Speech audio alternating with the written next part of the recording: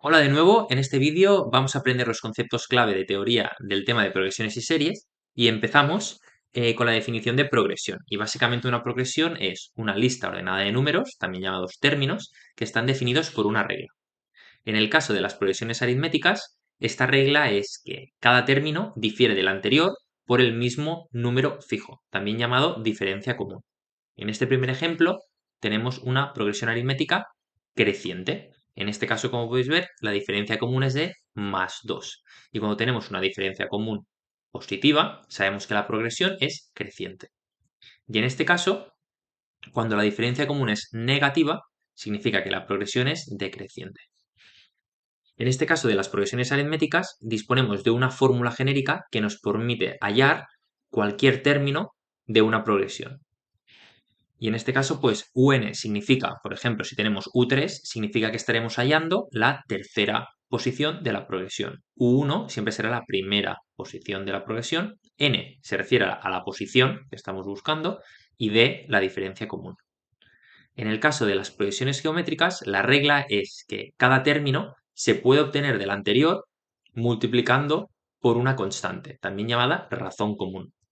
Como veis en este ejemplo, hay que multiplicar por 3 uno de los términos de la progresión para obtener el siguiente. En este caso tenemos una progresión geométrica ascendente. En el caso que tengamos una progresión geométrica cuya diferencia común sea menor que 1, entre 0 y 1, nos encontraremos con una progresión decreciente, ya que, por ejemplo, para obtener el 10 del 20 hay que multiplicar por 0,5, un medio. Y también podemos encontrar progresiones geométricas que tengan los signos alternos, ¿no?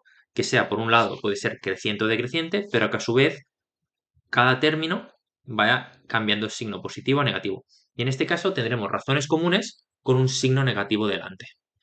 Entonces, igual que en el caso anterior, existe una fórmula genérica que nos permite hallar cualquier término de una progresión geométrica. UN será el término de la posición n, U1 sigue siendo la primera posición de la progresión y R es la llamada razón común.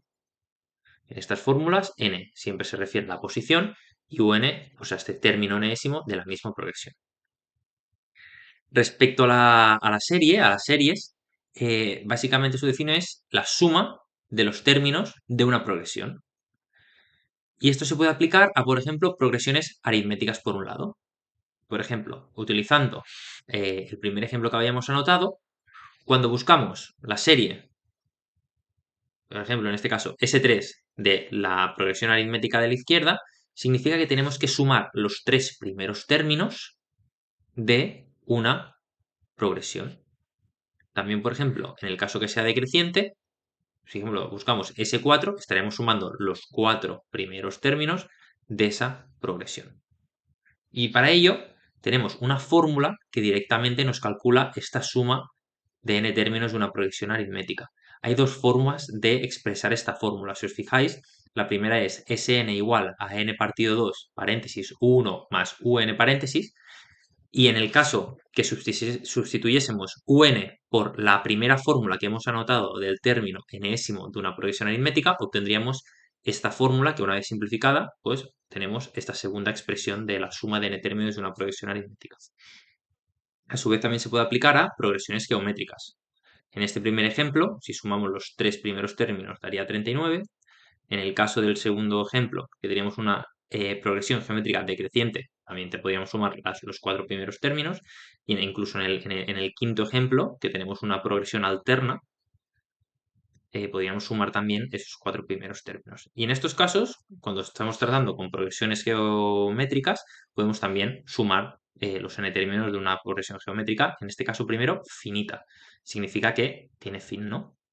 Y en este caso tenemos dos expresiones que son iguales, y también tenemos una nueva fórmula, disculpad, y en el caso que tengamos otro ejemplo en el que queramos sumar los infinitos términos de una progresión, ya que estas progresiones pueden seguir infinitamente, tenemos una fórmula específica que nos ayuda a calcular la suma de una progresión geométrica infinita, en el cual simplemente esta fórmula es u1, que es el primer término, partido 1 menos la razón común.